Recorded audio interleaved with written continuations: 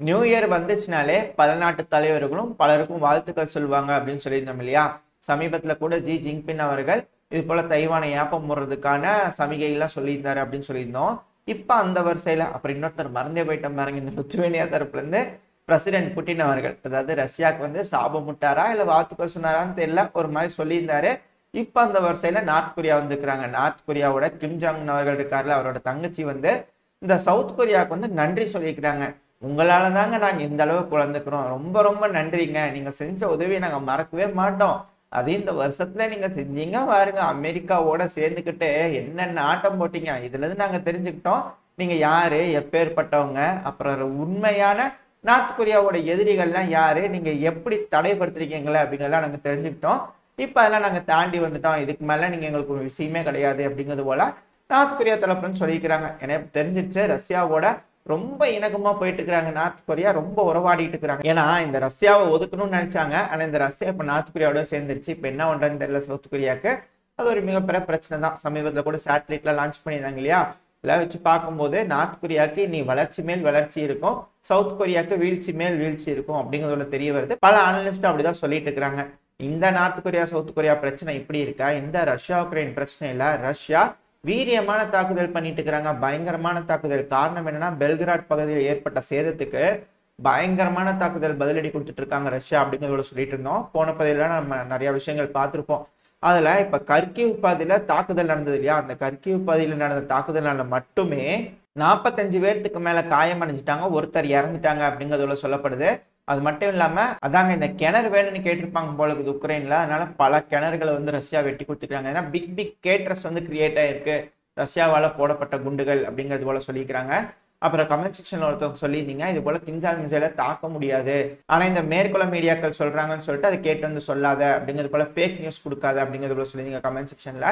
ஆக்சுவலா அது fake news கிடையாது, ஒரு அபிஷியல் உக்ரைன்ல இருக்கக்கூடிய ஒரு அபிஷியல் சொல்லும் போது அதை நம்ம கேட்டு வந்து சொல்றோம். ஏன்னா அது ஒரு செய்தி, நம்ம செய்தியை தான் சொல்லிட்டு இருக்கோம். அப்படி இருக்கும்போது அவங்க சொல்றாங்கன்னா அதை கேட்டு வந்து சொல்றோம். அப்புறம் இதுல இருக்கக்கூடிய உண்மையான விஷயம் என்ன அப்படின்னா, கின்சால் மிசைல் ரஷ்யா ஏவி இருக்கிறாங்க, அது உண்மை. ரஷ்யா தரப்புல இருந்து என்ன சொல்றாங்க, கின்சால் மிசைலை ஏவனும், இலக்க சக்சஸ்ஃபுல்லா அடைஞ்சிருச்சு அப்படிங்கிறாங்க. இப்ப வரக்கூடிய செய்திகள்லாம் வச்சு பார்க்கும்போது தாக்குதல் பயங்கரமா இருந்திருக்கு. அப்ப ரஷ்யா சொன்ன மாதிரி இலக்க அடைஞ்சிருக்கு கின்சால் மிசைல். சரி, ஓகே. இப்போ உக்ரைன் தரப்புல இருந்து என்ன சொல்றாங்க, இது போல சேதம் ஏற்பட்டிருக்கு, ஆனா நாங்க கின்சால் மிசைலை தாக்கி இருக்கோம் அப்படிங்கிறாங்க.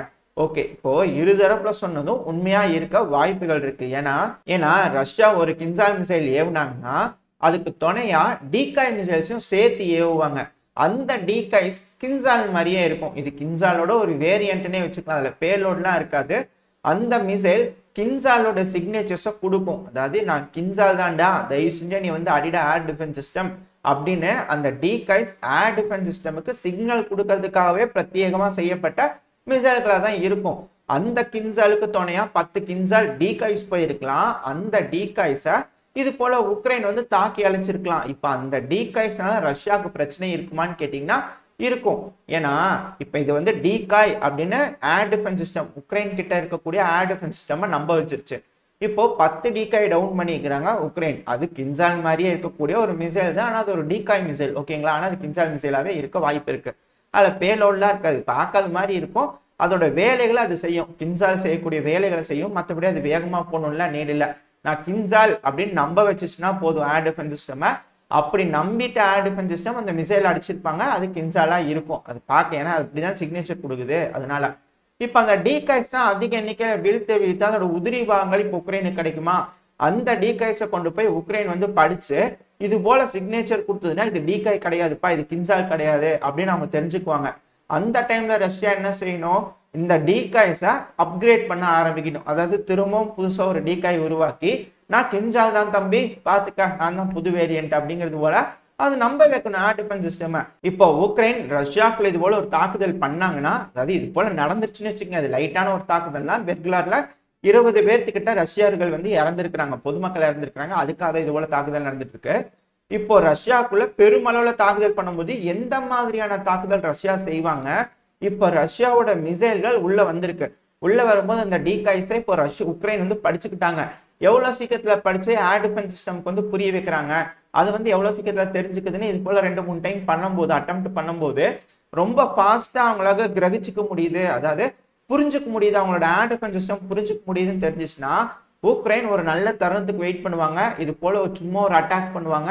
ரஷ்யா அந்த டைம்ல டீகாய்ஸை ஏவுவாங்க. டீகாய்ஸை டவுன் பண்ணாங்கன்னா ரஷ்யாவோட டீகாயோட மெத்தட் தெரிஞ்சுக்கிட்டு அதை புரிஞ்சுக்கிட்டு அதை ஏர் டிஃபென்ஸ் சிஸ்டம்க்கு சொல்லி கொடுத்துட்டாங்கன்னா நெக்ஸ்ட் டைம் மிகப்பெரிய தாக்குதல் பண்ணுவாங்க. ஒரு ஷார்ட் பீரியட்குள்ள உக்ரைன் இதை செஞ்சுட்டாங்கன்னா ரஷ்யாவோட மிசைல்ஸை வந்து உக்ரைனால தடுத்து நிறுத்த முடியும். ஏன்னா வர்றதுல எது டீகாய் எது ஒரிஜினல் அப்படிங்கறத உக்ரைனால தெரிஞ்சுக்க முடியும். அதை அதிக அளவுல தடுத்து நிறுத்த முடியும். உக்ரைனால முன்னேற முடியும். இப்ப நடந்துட்டு இருக்க பிரச்சனையில ரஷ்யாவை கொஞ்சம் தடைப்படுத்த முடியும். இந்த முன்னேற்றத்தை கொஞ்சம் ஸ்டாப் பண்ண முடியும். அதுக்கு ஒரே வழி உக்ரைன் ரஷ்யாவை அடிச்சே ஆகணும். அப்படி ரஷ்யாவை அடிச்சாங்கன்னா ரஷ்யா இது போல பல மடங்கு தாக்குதல் பண்ணுவாங்க. அப்படி தாக்குதல் பண்ணும்போது டீகாய்ஸ் எல்லாத்தையும் அவாய்ட் பண்ணிட்டு ஒரிஜினல் மிசைல்ஸ் குறி வச்சு அடிக்கணும். அதுக்கான வேலைகள்ல இது போல நடக்கலாம். அதுக்காக இது போல உக்ரைன் செஞ்சுட்டு இருக்கலாம் அப்படிங்கிறதோட சொல்றாங்க. இப்ப நடந்துட்டு இருக்கிறதுல என்ன நடந்திருக்கு அப்படிங்கிறத நம்ம இப்ப எக்ஸ்பிளைன் பண்ணியிருக்கோம். அதாவது கிஞ்சால டவுன் பண்ணதான் சொல்லிக்கிறாங்க. அதுக்கு நியூஸ் இருக்கு, நீங்க பாருங்க. அதை நான் சைட்ல அட்டாச் பண்றேன். 10 கிஞ்சால் கிட்ட ஏவப்பட்டிருக்கு, அதை நாங்க டவுன் பண்ணிக்கிறோம் அப்படின்னு உக்ரைன் தரப்ப சொல்லிக்கிறாங்க. அது டீகாய்ஸா கூட இருக்கலாம், அவ்வளவுதானே தவிர மற்றபடி உறுதிப்படுத்த முடியாது. போர் சூழல் ஒரு பக்கம் சொல்றாங்க, ஒரு அபிஷியல் சொல்றாங்க. இப்போ நம்ம நாட்டுல இருக்காங்க, நம்ம நாட்டுல இருந்து ஒரு அபிஷியல் ஜெய்சங்கர் அவர்கள் ஒரு ஸ்டேட்மெண்ட் சொன்னா இவர் இப்படி சொல்றாருன்னு சொல்ல முடியுமே தவிர அவர் அப்படி சொன்னாரு உண்மையா நம்ம போய் ஆராய முடியாது. செய்தி கொடுக்குறாங்க, அது கேட்டு வந்து சொல்றோம், அவ்வளவுதானே தவிர மற்றபடி அந்த அபிஷியல் சொல்றது பொய்யா இருக்கணும்னு அவசியம் இல்லை. அது டீகாயா இருக்கலாம், அதை டவுன் பண்ண அது கின்சாலோட டீகாயா இருக்கலாம், அதுவும் உண்மையா கூட இருக்கலாம். பட் ஆனா உண்மையான கின்சால் மிசைல் டவுன் பண்ணிட்டாங்களான்றது யாருக்குமே தெரியாது. அது உக்ரைனுக்கு மட்டும் தான் தெரியும், ரஷ்யாவுக்கு மட்டும் தான் தெரியும். அப்புறம் இந்த கர்கிவ் பகுதியில தாக்குதல் பண்ணதான் சொல்லியிருக்காங்க இல்லையா, இதுலயே பாருங்க கின்சாலா இருக்கலாம் இல்லைன்னா இஸ்கேந்தரா இருக்கலாம் அப்படிங்கிறது போல உக்ரைன் தரப்புன்னு சொல்லிக்கிறாங்க. இதுல ஏதோ ஒரு மிசைலா இருக்கலாம். அந்த மிசைல் மக்கள் வாழும் பகுதியில வந்து விழுகும் போது கேஸ் பைப்லைன் மேல வந்து விழுந்து வெடிச்சிருச்சு. இதனால ஒரு மிகப்பெரிய வெடிவிபத்து ஏற்பட்டிருக்கு. இதனால சிவிலியன்ஸ் பாதிப்படைஞ்சிருக்காங்க, சிவிலியன் இன்ஃப்ராஸ்ட்ரக்சர் பாதிப்படைஞ்சிருக்கு அப்படிங்கிறது போல உக்ரைன் தரப்புன்னு சொல்லிக்கிறாங்க. அதாவது இது எல்லாமே பிரிலிமினரி ரிப்போர்ட்ஸ் தான். இந்த மிசைலா அந்த மிசைலாங்கிறதே இப்போ வரைக்கும் உக்ரைனால சொல்ல முடியல. எல்லாமே பிரிலிமினரி ரிப்போர்ட் தான்.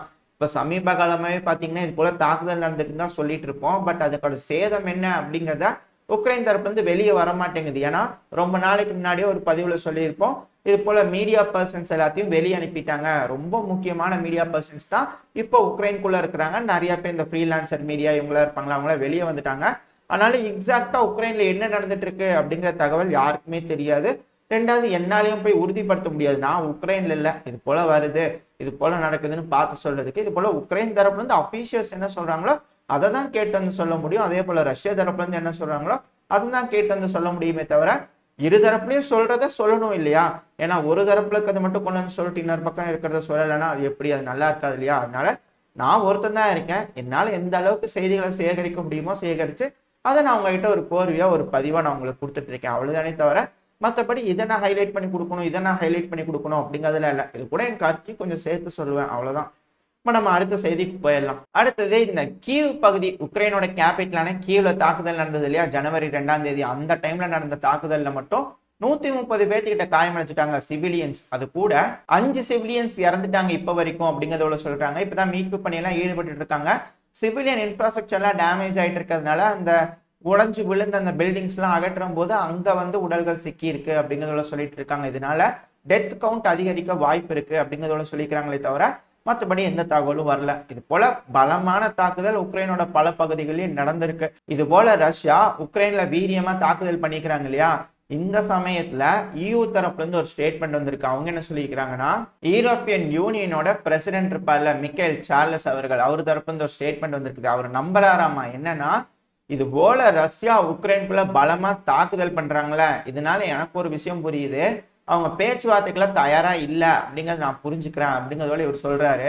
ஆனா அப்படி இல்லைங்க சார், இந்த அனலிஸ்ட் தான் சொல்றாங்களே, அவங்கள என்ன சொல்லிட்டு இருக்காங்கன்னா, அப்படி இல்லைங்க சார், இவங்க ரஷ்யாவுக்குள்ள தாக்குதல் பண்ணாங்க முதல்ல, அதுக்கு பதிலடி கொடுக்கும் விதமா தான் ரஷ்யா இது போல தாக்குதல் பண்ணுது அப்படிங்கிறது போல அனலிஸ்ட் தான் சொல்றாங்க. ஆனா இதெல்லாம் கேட்காது. ஏன்னா இந்த இஸ்ரேல் காசா பிரச்சனையில சிவிலியன்ஸ் இப்போ வரைக்கும் 22,000 பேர்த்துக்கிட்ட இறந்துட்டாங்க. அதை வந்து சிவிலியன்ஸே இவங்க பார்க்கல. ஆனா இந்த உக்ரைன்ல வந்து சிவிலியன்ஸ் வாழும் பகுதியில எங்கேயோ ஒரு பக்கம் போய் விழுந்தாலும் கண்டனம் தெரிவிப்பாங்க. அங்க நடக்கிறதுலாம் இவங்க காதல விழுகாத மாதிரி இதுவும் காதல விழுகாது அப்படிங்கிறது போல அனலிஸ்ட் எல்லாம் சொல்லிட்டு இருக்கிறாங்க. இது போல கருத்துக்கள் பிரதானமா இருக்கு. இப்போ உங்களோட கருத்துக்கள் என்ன இதை பத்தி அப்படிங்கறத மறக்காம கமெண்ட் செக்ஷன்ல சொல்லுங்க. அடுத்தது இது போல தாக்குதல் பிரதானமா நடந்துச்சு. இப்போ உக்ரைனோட கேபிட்டலான கீவ்ல இந்த பவர் சப்ளை வந்து ரத்து பண்ணிருப்பாங்க இல்லையா, ஏன்னா இது போல தாக்குதல் பண்ணும்போது சேஃப்டிக்காக கூட இந்த பவர் சப்ளை எல்லாம் டவுன் பண்ணியிருப்பாங்க. ஆனா இது போல தாக்குதல் நடந்துமே உக்ரைன்ல பெருமளவுல இந்த எலக்ட்ரிசிட்டிக்கெல்லாம் பாதிப்படையில. இந்த எலக்ட்ரிசிட்டிலாம் ரெஸ்யூம் பண்ணிட்டாங்க. பல இடங்கள்ல எலக்ட்ரிசிட்டி வந்துருச்சு அப்படிங்கிறது ஒரு ஸ்டேட்மெண்ட் வருது. அது மட்டும் இல்லாம உக்ரைனோட நேஷனல் எனர்ஜி கம்பெனியோட சிஇஓ ஆன ஒலோடிமிர் க்ருபினின்ஸ்கி, பேர் கொஞ்சம் கரெக்டா வரலைங்க, வாயிலே வரல எனக்கு ஆக்சுவலா, மன்னிச்சுக்கோங்க. இவரு தரப்புல இருந்து ஒரு ஸ்டேட்மெண்ட் வந்துருக்குது. அவர் என்ன சொல்லிக்கிறாருன்னா, ரஷ்யா வீரியமா தான் தாக்குனாங்க, அதிகமான மிசைல்ல ஏவி விட்டாங்க. ஆனா என்ன, உக்ரைனோட இந்த எலக்ட்ரிக்கல் இன்ஃப்ராஸ்ட்ரக்சர்லாம் அந்த அளவுக்கு டேமேஜ் பண்ண முடியல பாத்தீங்களா அப்படிங்கிறது போல இவர் சொல்லிக்கிறாரு. இல்ல என்ன சொல்ல வர்றாரு ஒண்ணுமே புரியல. அது டேமேஜ் ஆயிருக்கு, பல இடங்கள்ல சிவிலியன்ஸ் பாதிப்படைஞ்சிருக்காங்க. அதுக்கு ஏதாவது கண்டனம் சொல்லி இருப்பாங்க, இது போல பண்ணக்கூடாதுன்னு மிரட்டல் விட்டு இருக்காங்கன்னா கூட பரவாயில்ல. நீங்க அடிச்சது ஒன்றும் வலிக்கல எங்களுக்கு அப்படிங்கிறது போல ஸ்டேட்மெண்ட் வருதுன்னா, இது என்ன திருப்பி அடிங்க ஜாஸ்தி அப்படின்னு சொல்ற மாதிரி இருக்குது. ஏதோ டெம்ப்ட் பண்ற மாதிரி இருக்கு ரஷ்யாவை. என்ன நடக்குதுன்றதை பார்ப்போம். இதுக்கு என்ன பதிலடி ரஷ்யா தரப்புல இருந்து அவங்க என்ன ஸ்டேட்மெண்ட் கொடுக்குறாங்க அப்படிங்கறத பொறுத்து இருந்து பார்ப்போம். ஸ்டேட்மெண்ட்டா இல்ல மிசைலான்றது நாளைக்கு தெரிஞ்சிட போகுது. அடுத்தது உக்ரைனோட கமாண்டர் இன் சீஃபான வெலரி ஜெலுஷ்னி அவர்கள், அவர் தரப்புல இருந்து ஒரு ஸ்டேட்மெண்ட் வந்துருக்குது. அவர் என்ன சொல்லிக்கிறாருன்னா, நன்றி மேற்குலக நாடுகளே, நீங்க கொடுத்த air defence system, anti ballistic missile சிஸ்டம்லாம் இருக்கு இல்லையா, அதனாலதான் ரஷ்யா இது போல பெருமளவுல தாக்குதல் பண்ணியும் நாங்க சமாளிக்க முடிஞ்சு. அதாவது பெருமளவுல ரஷ்யாவோட ஹைப்பர்சோனிக் மிசைலை டவுன் பண்ணிக்குது எங்க கிட்ட இருக்கக்கூடிய ஏர் டிஃபென்ஸ் சிஸ்டம். அது கொடுத்ததுக்கு ரொம்ப ரொம்ப நன்றி. ஆனா இது பத்தாதுங்க, தொடர்ந்து அதிகமா வேணும். ஏன்னா ரஷ்யா நிறுத்துவாங்கன்றதுக்கு எந்த ஒரு உறுதியும் கிடையாது. அவங்க நிறுத்த மாட்டாங்க, தொடர்ந்து பண்ணிக்கிட்டு தான் இருப்பாங்க. நாங்க தற்காத்துக்கணும்னா எங்களுக்கு அதிகமான ஏர் டிஃபென்ஸ் சிஸ்டம் வேணும் அப்படிங்கிறது போல கமாண்டர் இன் சீஃப், உக்ரைனோட கமாண்டர் இன் சீஃபான வெலரி ஜெலுஷ்னி அவர்கள் இருந்து ஒரு ஸ்டேட்மெண்ட் வந்துருக்குது. இதுக்கு மேல அந்த 10 அவுட் ஆஃப் 10 இந்த கின்சால் மிசைல் இருக்குல்ல, அது சொன்னது உக்ரைனோட ஏர்ஃபோர்ஸ் இருப்பாங்க இல்லையா, அவங்க தரப்புல இருந்து தான் வந்திருக்குது. அவங்க தான் சொல்லியிருந்தாங்க இது போல எங்களோட ஏர் டிஃபென்ஸ் சிஸ்டம் 10 கின்சால் மிசைல்களை டவுன் பண்ணிக்குது, மொத்தமா 10 வந்தது, 10 டவுன் பண்ணிச்சு அப்படிங்கிறத சொல்லிக்கிறாங்க. இது எந்த அளவுக்கு உண்மைன்றது முதல்லயே சொன்ன மாதிரி எனக்கு தெரியாது. அவங்க சொல்லிக்கிறாங்க, அதை கேட்டு வந்து உங்ககிட்ட சொல்லிக்கிறேன். மேபி அது டீகாயா கூட இருக்கலாம். அந்த டீகாய் சக்சஸ்ஃபுல்லா டவுன் பண்ணிட்டாங்க. இது ரஷ்யா செக் பண்றதுக்காக கூட அனுப்பியிருக்கலாம். அதாவது எந்தெந்த இடங்கள்ல ஏர் டிஃபென்ஸ் சிஸ்டம் இருக்கு அப்படின்னு தெரிஞ்சுக்கிறதுக்காக ரஷ்யா இது போல ஒரு கின்சால் டீகாயை வந்து அனுப்பி விட்டுருக்கலாம். அது டீகாய் தான், அதாவது அது மிசைல் கிடையாது. ஹைப்பர்சோனிக் வேகத்துல போகணும்னு கூட நீட் இல்லை. அது வந்து இது ஹைப்பர்சோனிக் மிசைல் தான், அதுவும் இது வந்து கின்சால் தான் ஏர் டிஃபென்ஸ் சிஸ்டம் நம்ப வச்சிருச்சுன்னா ஒரு மிசைல் வந்து இந்த கின்சாலை நோக்கி வரும். அப்படி வரும்போது இந்த இடத்துல ஏர் டிஃபென்ஸ் சிஸ்டம் இருக்குன்னு ரஷ்யா தெரிஞ்சுக்கிறதுக்காக கூட இது போல 10 டீகாய்ஸ் அனுப்பிச்சு விட்டுருக்கலாம். அந்த 10 டீகாய்ஸும் ஏர் டிஃபென்ஸ் சிஸ்டம் அடிக்கும் போது இந்த பாத்துக்கப்பா நீங்களாம் ஏர் டிஃபென்ஸ் சிஸ்டம் இருக்குது லொகேஷனே என்னை போட்டு தள்ளிட்டாங்கன்னு அந்த டீகாய் பேசிக் ரிப்ளை கொடுத்துக்கலாம். அதுக்கப்புறம் ரஷ்யா அவங்ககிட்ட இஸ்காந்தர் இருக்கு, ஏகப்பட்ட மிசைல் வெரைட்டி இருக்குது, எடுத்து தூக்கி வீசி இருக்கலாம் உக்ரைனுக்குள்ள. அதுல ஆச்சரியப்படுறதுக்குலாம் ஒண்ணுமே இல்லை. இதோட இந்த பதிவு நம்ம முடிச்சுக்குவோம். இந்த பதிவு எப்படி இருக்கு, உங்களுக்கு பிடிச்சிருக்கா, பிடிச்சுனா லைக் பண்ணிட்டு உங்க ஃப்ரெண்ட்ஸ் அண்ட் ஃபேமிலியோட ஷேர் பண்ணிக்கோங்க. அது கூடவே மறக்காம இந்த பதிவு எப்படி இருந்துச்சுன்னா உங்களோட கருத்துக்களை கமெண்ட் செக்ஷன்ல சொல்லிடுங்க. இந்த பதிவு நல்லா இருந்திருக்கிற நம்பிக்கையில் அடுத்த பதிவில் உங்களை சந்திக்கிறேன். அது வரைக்கும் ஸ்டே சேஃப், பை பை.